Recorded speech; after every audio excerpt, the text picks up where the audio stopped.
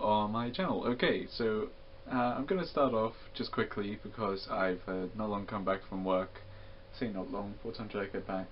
Yeah, I got back a couple of hours ago now. So, firstly, I'd just like to say a little message to my friends out there, friends, family, whoever. Please don't call me when I'm at work, because I had I'm allowed my phone on the shop floor, and someone went and rang me on my mobile, and it's no swipe right to sort of cancel the call or anything. So there's nothing like that. I can't actually stop the call. I can't even stop the ringtone because it's actually set that. It's the way that the phone was done. I can't actually lower the ringtone volume once it's actually started ringing. So I ended up having Pink Floyd. Well, my ringtone is a song by Pink Floyd, as I just said, and it's Learning to Fly. So I had pretty much the whole of Learning to Fly playing while I'm trying to serve customers on a till, and to try and avoid the embarrassment, I turned around to the guy behind me and said, "Hey, I'm gonna turn that off." Yes, you gonna answer that type thing. They just got completely startled. I think they end up patting themselves down trying to see if they did have their phone on them. But fortunate, it's like a little old lady who I was serving at the time, and the guy that was next to her, it's like the next customer is once I finished serving this lady, he ended up coming along and saying, "Well, you got a really good taste in music." Now it made me feel pretty good myself. Yeah, I do have a great taste in music. Thanks. Yeah, absolutely brilliant. So yeah, it's going on with the topic of what I do not what I do at work. It's coming around that time where people are thinking about getting Christmas presents.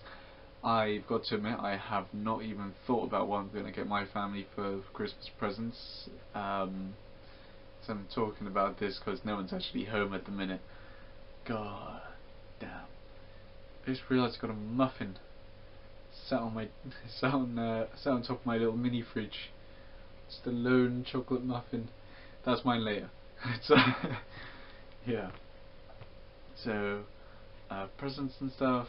It's that time where you're thinking, well, all these cool little toys, little gifts, and everything. All of that stuff is going to be coming into the warehouse any minute now. I'm just waiting to see a box where it just says Christmas written is plastered right across it, and I'm just thinking, no. It's nearly that time. It's as soon as the boxes come in, you know that it's not long until the music starts. And it's like the same 10, maybe 20 songs if you're lucky on loop. Oh god. But the thing is that it's like we've had a purge with our staff. A purge? Is that the right word? Purge. It's not a mass killing. I just like to point that out. It's like we've completely gotten rid of a load of staff to then bring in some more people. But as they did it properly, they didn't just say, you're out, you all come in. It's not like that. No. It was, so I'm not going to go through the details, but yeah, so we got some more people in, and everyone, like myself, it's a couple of people I've spotted, and it's, oh hey, how you doing, and everything is, oh yeah, you're just in time for Christmas. Everyone seems to be saying that at the moment. I wonder why, and it's, well, you'll soon find out. You'll soon find out why Christmas is so fun. You'll love it. So it's at that point at the moment with work. But then going on to like toys and actually getting presents for people. I actually put out these toys and everything. It was like we're gonna have a toy stunt and everything, but you look at the names of the toys, and it's like, come on, it's toy making companies. It's that moment where you try and be a bit more creative with the names of your toys. Because I have put out a whole bunch of really, really randomly named things. It's like where they've actually become somewhat known, they seem less weird, but it's when you actually think of the name itself, you don't want to go buying something called this. Okay, it's like you got Hatchimals. It's like this little animal in a nest. It's like a little plastic animal or something, I don't know. Then you got Shopkins, which again sounds a bit weird, but I can't remember the one that I actually picked up today that's just come in store. It's not actually on the shelf yet even, but it's like it's a poo. Yeah, you heard me right. A poo is in the thing that comes out of your ass. It's comes out of your arse. Yes, it's your arse. Wherever in England, it comes out of your arse. American, if you're American, it's your ass, but over here it's arse. So yeah. But it's like it was like I can't even remember what the hell it was called. I think it's like poop knees or something like that. I don't bloody know. I can't remember. That's terrible. No, it's good. It's good. I can't remember the name of the toy. That's good. But then it's like you also have something. It's like these little swinging monkeys or something called fingerlings. And yeah, I don't know if that's gonna get. So I don't want to give it. It's just come on. You had stuff like way back when they were able to come up with all sorts of really good names. None spring to mind, but it's Slinky. Let's stick with Slinky. It was a spring, and I don't even think that is Slinky even like a description of what that thing is. No, I don't think it is. It's just the name of the product. It was called Slinky. Everyone knows what Slinky is, but it's like, come on, guys, fingerlings, stuff like that, Hatchimals, Pick Me Pops. That's another one. I don't know what the hell they are. And LOL dolls. That one I can just about stand. I can just about stand LOL dolls. But yeah, it's like you got a whole bunch of random ass names these days.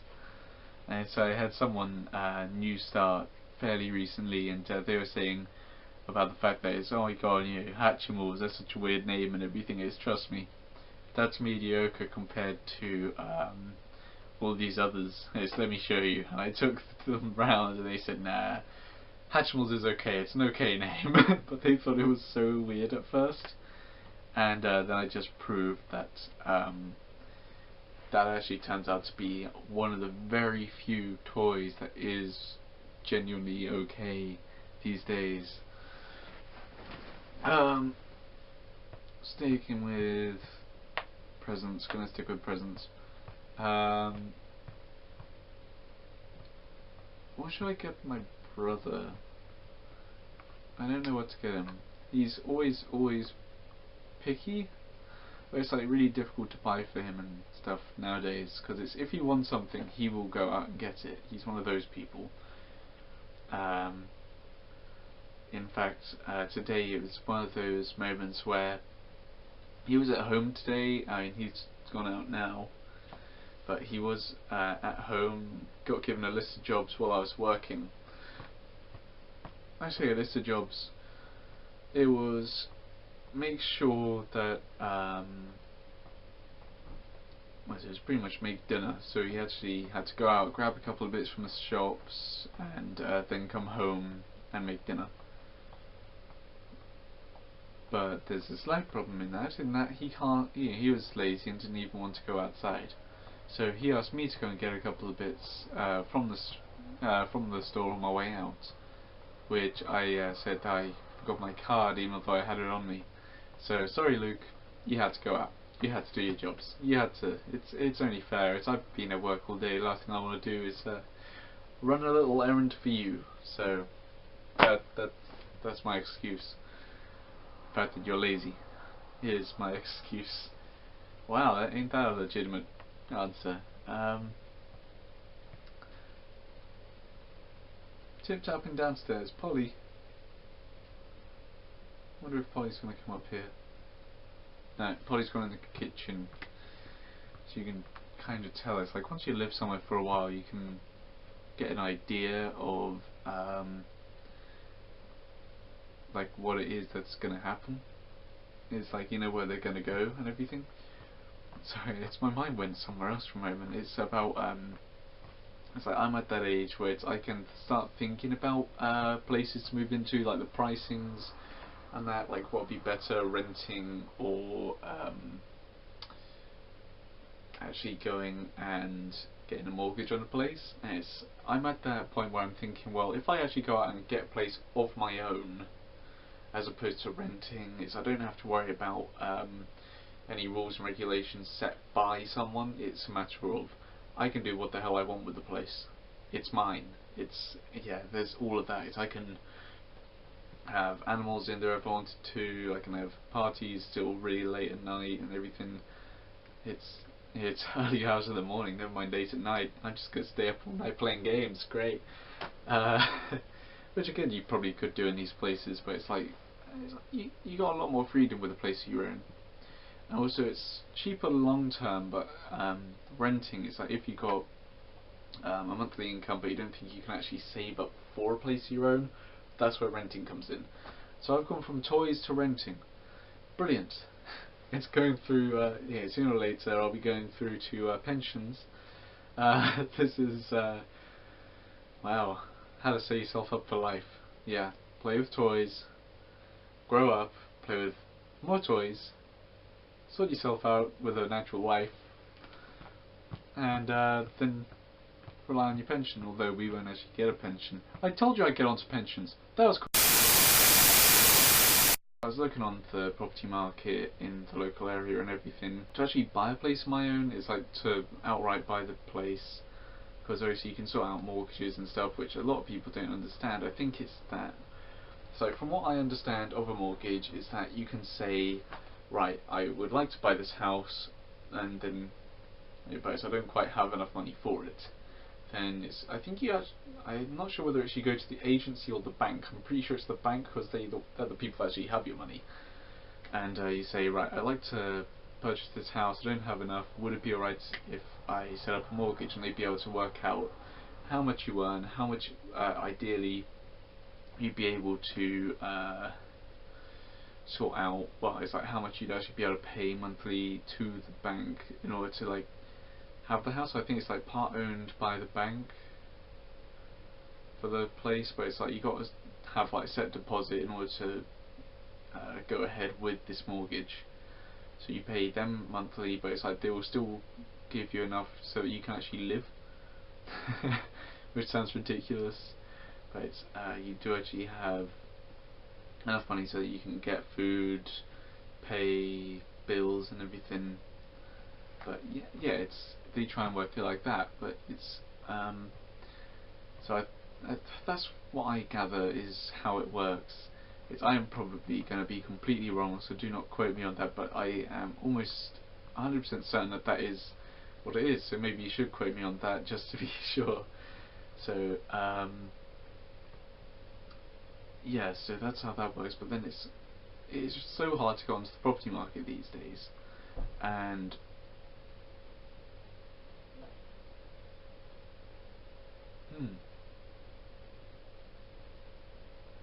just one moment, there's a noise outside.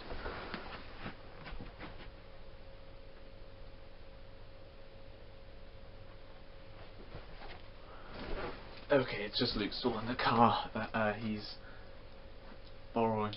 He's gone out on a driving test and he's just come back. No, not driving test, lesson. One of his first. And I think he just stalled it outside the house, which is lovely. Absolutely perfect. He's nowhere near finishing. Well, actually, it's one of his first lessons. He's not going to be anywhere near finishing, Adam. Right, so with going into buying a place, it's obviously really hard to get onto the property market these days without any major assistance and everything, because it's just to give you a rough estimate. I was looking at a 1-bedroom apartment that had obviously its own. It's like you can get some places where you have shared facilities amongst the whole building, so it's like a shared shower room, toilet, or whatever. It's obviously it'd be like cubicles, like a public thing, I guess. I don't quite know what the quality of those places are, but it's like to actually get a place of your own with your own loo and sink and whatever, and shower obviously, and your own cleaning facilities. It costs about £30,000. Couple. That is quite a big number, obviously, and I'm nowhere near being able to just outright go, hey, I want that place. I've got nowhere near that much money. But it's like, you get some people that have gone off to university, and so they get an idea of what they want out of a place, so they know what it's like. What's it called? They got to do inventory, which is where you go around, take pictures of the place, any damages to the building that's already there. You'd have to do the same with renting, because it is effectively renting the place when you go to universities or colleges. Some people rent places going to college, but it's quite often when you go to university that you rent places. Right, trying to think, Adam. Right. So looking for a place of your own, £30,000 seems to be a benchmark. But then you're looking at, say for example you wanted to add an extra bedroom onto that place, so it's like you're buying a place with a mate, or with a friend, or with someone that you care about. I don't know, it's like if you wanted to move in with someone, be it a friend, relative, whatever, then it's probably like a couple of extra grand, so it's like 35, let's say 35,000. You get an extra 5,000 for an extra room. That means that you can split that price between the two of you, which is why it's easier to move in with someone. But at the same time, if you guys are falling out, then sort of don't get on, or one person moves out, well, what is this? If one person were to move out, then that other person is left with the cost of all the bills and everything, and they may not be able to afford the place. But then it's like, if you were to rent a place with 2 rooms or whatever, that's, I think, would be a lot worse, because you'd have to pay for the extra room monthly, as opposed to just paying it off as and when you can. Even so, it's not such a bad thing. Like I say, you can get a mortgage and work it like that, or it's like it does work out. It does work out, definitely. But then like I was saying, that's an apartment and everything. But it's like I was looking at. I decided to go a bit mad and take a look. It's like I was thinking, right, to get a place of my own, that is what I'm looking at. To go at the cheaper end of the market. Then I took a look at completely wild ideas that I wanted. It's like end goal. It's like if I were to end up somewhere, if I were to have like the job of my dreams and everything, get huge amounts of money, maybe win the lottery or something like that, where would I move to? And sort of like what place would I want to live in? And so I took a look around, and you can get like this huge mansion and everything. When you think about the amount of rooms, if you were to find a huge group of people that wanted to move in to like a shared accommodation or something like that, going to sort of have this mansion, then you're probably looking about the same pricing really each. So it's around like 30,000 each or something like that. So might even be slightly cheaper than I think, because there was one that I saw that had about like 6 rooms in. It was like this huge place. It had a built-in swimming pool. It had probably about an acre of land with it, but it was like a huge block of a building. In fact, I'm not sure it was a mansion as much of a castle or a fort or something like that. It was huge. But you can't just go out and buy these places. I say you can't just go out and buy them. I mean, it's like you got to get the money together and got to find people willing to move in with you. That's the tricky part, yeah. Because it's like I was thinking, oh yeah, I'd be able to move in with this friend and that friend, and they were saying, oh well, I've actually got plans to go and start renting first, before doing that, or I don't know, so I'm nowhere near being able to do something like this. But then I think like once I explain stuff to them, or if we were to actually sit down and look at the places, they might be a bit more open about it. It's like if I were to help them see things the way that I've learned to, which I guess is part of why I'm doing this video. To help you guys understand that I'm currently looking for a roommate, and if you wanted to go rent a place with me, please put your name and any past criminal convictions in the comments below. Yeah, so if you're wanted for murder, drug smuggling, anything like that, please feel free to put that in the comments below. I'm sure that the police would love to. I mean, I would like to know who I'm going to be staying with. No, it's good. It's good. Come on. No. Yeah, there we are. There's another one gone. Another knuckle clicked. You're not supposed to do that apparently. It's like if you click your knuckles, then it's like arthritis or something, I think. Or it's like you're more likely to get arthritis in your hands. Yeah, what do I know? Yeah, so it's like I'm kind of thinking about moving. Kind of thinking. It's like I'm thinking, well, it's I'm 20. I could potentially move. So you get people that are living on their own at the age of 18, potentially because their parents kicked them out or whatever. But it's like that's right at the real rough end of the thing. It's like I've got really quite supportive parents. Fortunately, I'm very fortunate to have that. And they pretty much said you can stay here as long as you want, but there will come a time where we may bump up the amount that you have to pay us. But it's like I don't know. I'm just thinking. It's just spitballing, really. Right, it's Wednesday today. I'm going to try and upload this today. So hopefully by this evening this video will be up. So hello everybody. And I might stream games. What games have I been playing recently? I've been playing a bit of Destiny 2. I won't spoil anything about that, but I prefer it to the first game because it's a bit more of a linear story to it. It's not a case of, oh hey, here's a mission, go do it. There's another mission, go do it. Which is very much how I saw the original Destiny game. That's the way that I perceived it. It's just, go and do this, go and do that, go and do the other. It's all quests. It's not really, oh hey, this is going on. Why don't you come over here and help us with that? And one thing, it's not as. It's a bit more guided, I think, as opposed to just tasks. I mean, obviously, with that style of the game where it is a massively multiplayer online and everything, it's also a lot harsher, I think, on people that are on their own as opposed to in a team.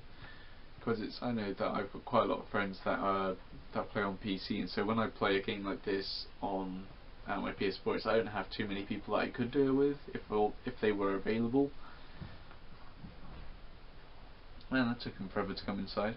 Yeah, so this game I think is a lot more linear. It is a lot more, I don't know, it's a bit more guided, there's a bit more of a story to it and everything. So I think that the original game was harsh on players that were on their own because there were some missions where you had to have a team of 3 or something like that, and obviously you couldn't just progress if you didn't have those people there unless you just went into like a bit of I don't know, it's like you had to pick a couple. No, you just got thrown into a bit of a jumble. You got thrown into the hat, so to speak, and you were picked out with a couple of other people. Hey Luke. Want to say anything? No? No. No. Any words of wisdom? Words of wisdom. Come on. Please? Say something. Well, Luke says something. Quite literally just that word. Something. Because he said lazy little git. Yes. Anywho, I'm going to end it here, and hopefully I will be streaming at some point either today or tomorrow. So keep an eye out for that. Till the next time.